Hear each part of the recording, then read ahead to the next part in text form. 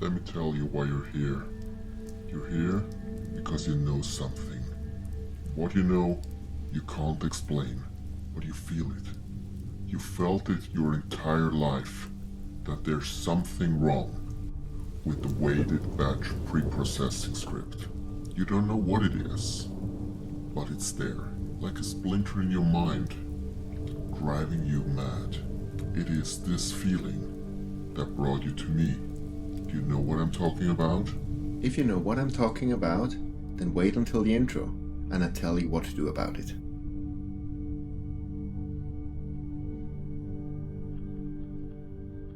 This is View into Space.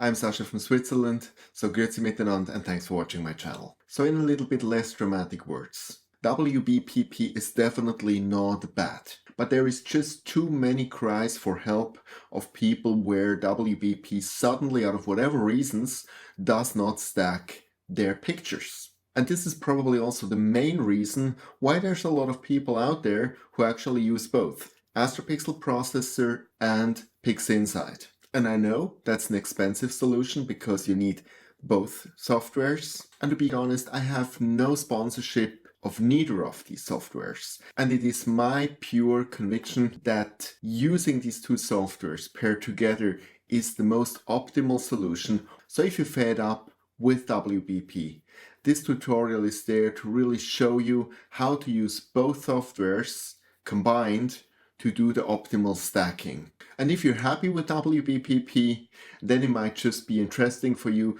to see an alternative of stacking, and you might still afterwards go happily on with WPP. But before we go on my computer, a word from my sponsor, which is still myself. I recently have created my own Patreon page, and I put a lot of great content there which I cannot place on YouTube. So the link is in the description below and would be great if you would have a look if there's something for you. And with that, let's go to the computer. Okay, here we are on my computer. And surprise, surprise, we start in PixInsight.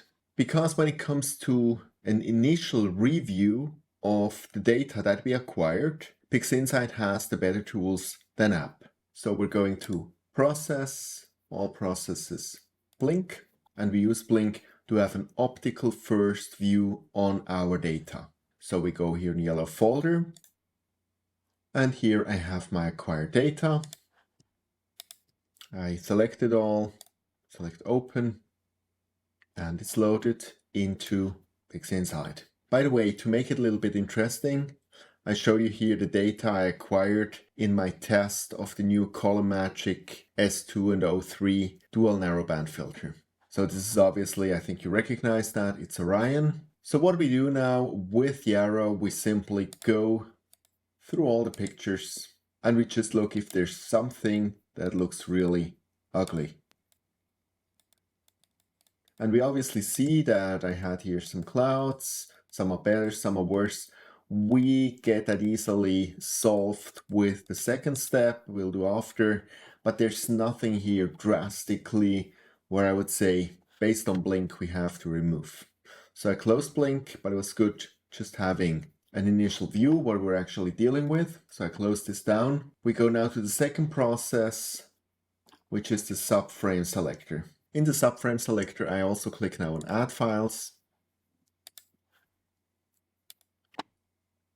Add all my data. And I have nothing else to do. I just click on the Execute button. And it might take a while, but eventually you get the data. There's a wealth of data, a wealth of curves. And for example, interesting stuff to look at are the stars. We see pictures where we have much less stars than with others. And that's probably the ones where we had the most clouds. So we will discard them. So we can do this manually, but we can also go here to this window and add approval limits. And this is what I actually enter here. So we have here certain criteria, and we always say when it deviates more than 2 sigma away from the median, obviously in the negative side, then we discard it. We click here on this arrow, and what you see here that now certain pictures have now this red cross. And this red cross means discarded. So what is now a little bit the annoying part is If I would go on now in PixInsight, I could actually let the subframe selector transfer the approved pictures with the green hook to a separate directory and then continue with them. Now the issue with that is that PixInsight, out of whatever reason, does not just move the files, but it actually transfers it in its own format, the XISF. And that cannot be read by app.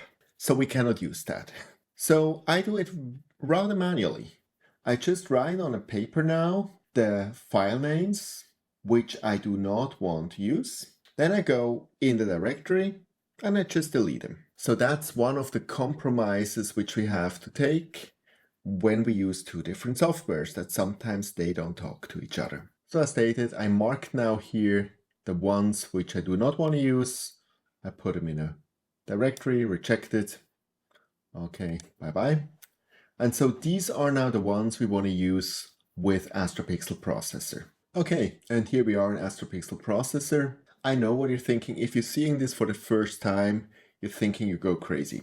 And it has, as about any astrophotography software, a very hideous user interface. That just seems to be how you recognize astrophotography software.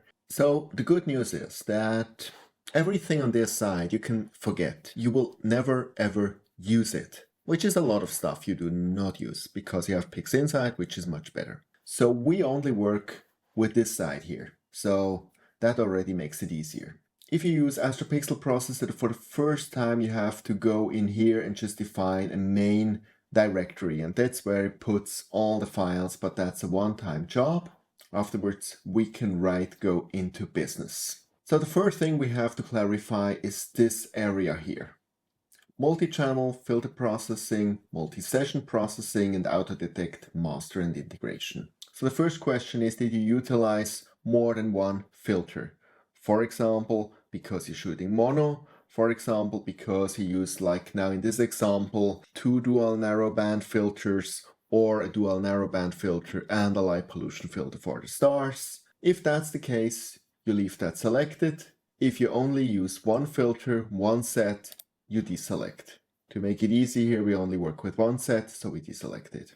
Second question, did you shoot multiple nights, so you have multiple sessions, or only one? Here we have only one, so we deselect it. And the third question, auto-detect masters and integrations, just leave it off every time. I'd rather do things like that manually. Then we have to give our project a name. I call it now Orion. And now we have to actually load the data. So we go on light, and I will select here the data that we have approved before, open, and you see down here it appears now. So I see the ISO, how long the exposures were, time that was shot, and so on. For the calibration frames, you have two possibilities.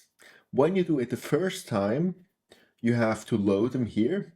Afterwards, it automatically creates a master. So for example, myself already did that obviously. So I choose the master flat, and I have here a separate directory with masters. So I put them all away, and you see I have here the master flat for the color magic. I say open. In the same way, I have a master dark for the color magic. I have a master bias, and I have a bad pixel map. Also, the bad pixel map will be created after you used it for the first time, and then you can always choose it again. And that's already all. So we have all our data loaded. So there is sometimes a complaint that AstroPixelProcessor does not save projects, which means if you want to process it now and tomorrow you acquired more data and you don't want to add that to that, you cannot save it and then just you have everything already prepared. So that's true, that's a disadvantage. On the other side, as you see, it's rather fast to reload that. So from my point of view, yes, it would be nice if it would be possible, but it's not a biggie. So now we have to go to these millions of tabs. And this looks scary, and there's also a million of options, but the good part is there's not many which we have to change. We start with 0, and that's great. It's logically numbered. We go from 0 to 6. 0 raw fits. So here, if we work with a one-shot color camera, just to be sure, we select force Bayer X-Trans. The next thing we're doing, we go into the algorithm. If you just shoot with no filter or a light pollution filter, you can actually leave it where it is. But if you shoot with either a narrowband filter or with a dual narrowband filter, you change things. So if we're shooting with a dual narrowband filter, we start with HA03 color. And by the way, as I told you, I use here a Color Magic dual narrowband filter 03 and S2. I can still use that because S2 is red as HA is, 03 is the same, so that works perfectly. So as long as you work with a dual narrowband filter, that's fine. So once we've done that, we go to calibrate, number 2. Again, million things to change, but we only need to change one little thing.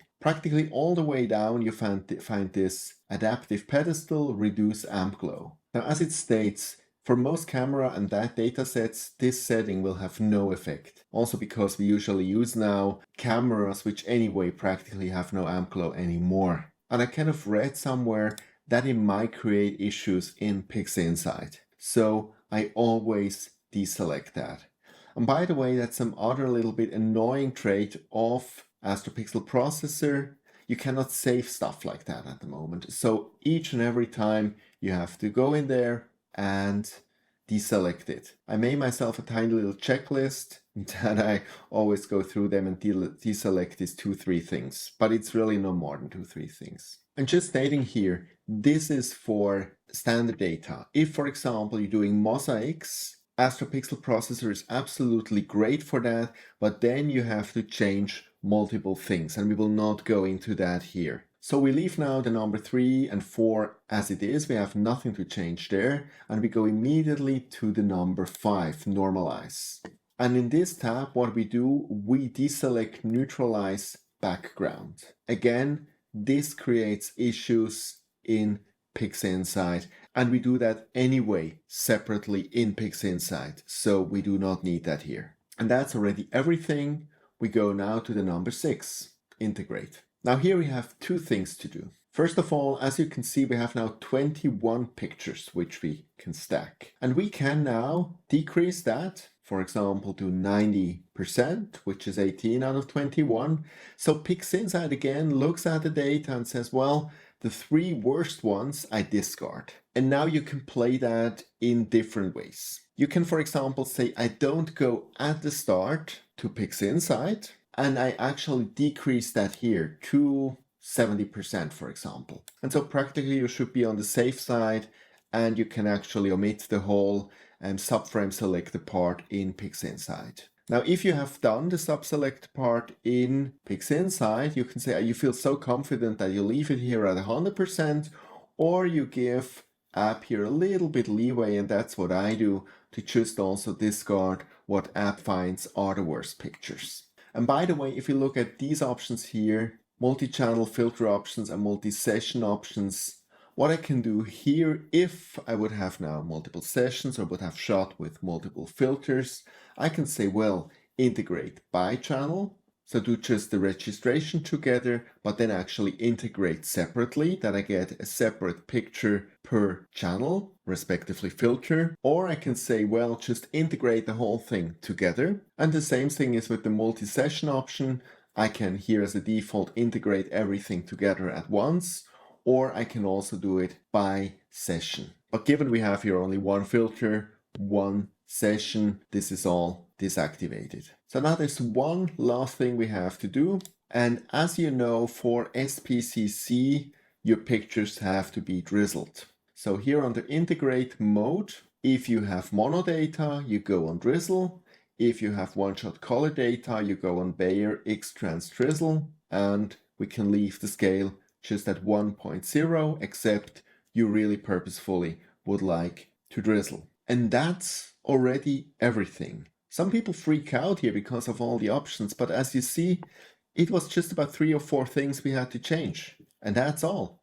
And now you click on integrate. Full stop. Now a window opens and tells us to give it a name. So we already gave it the name Orion, but given that we do here different outputs, I call this now color. We say okay, and now it obviously needs some time as any stacking program would need. Now the good part is that app runs natively on the new M1 and M2 chips on a Mac, and so it's really blazing fast.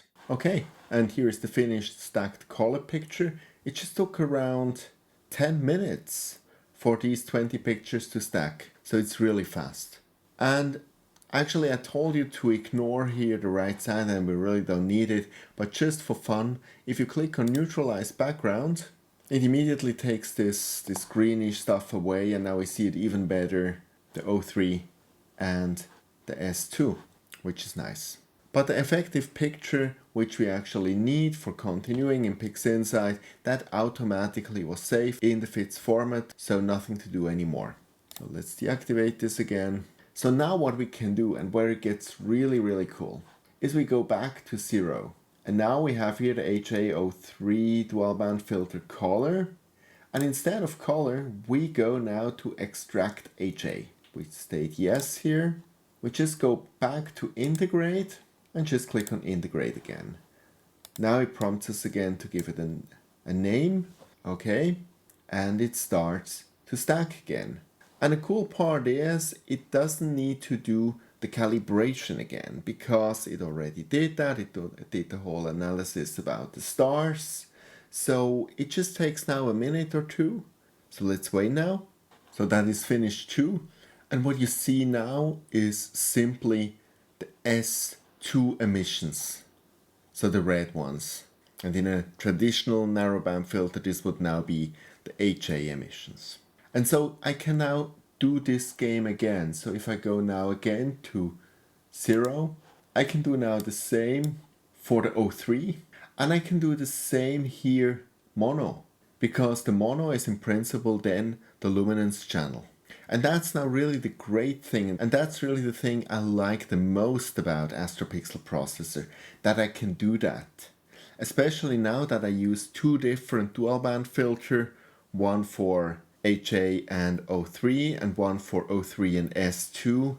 I can easily create here the channels that I need to actually work then like I would work in mono. So once we actually have done that, we have all our pictures that we want. We close the AstroPixelProcessor down. We go again in PixInsight, and here we go. Here we have the S2 data. Here we have the color data. And now we can continue with them as if we would have stacked it in PixInsight itself. And so with that, the stacking is over. If I could convince you now that app is the better solution to stack than WBP, it doesn't matter, because it's not a religious fight, but it's just whatever you feel most comfortable with stacking. And quite honestly, I understand if you're already on the PixInsight side, and if you're happy with WBP, this is the cheaper version than having to acquire another software. And no matter with what you're stacking, for the processing part, there definitely PixInsight is the best in class. Happy to hear your opinion. Also, if you have further questions about the AstroPixel processor, please leave it in the comments below. If you liked this video, please give it a thumbs up and press the subscribe button below. See you next time, and clear skies.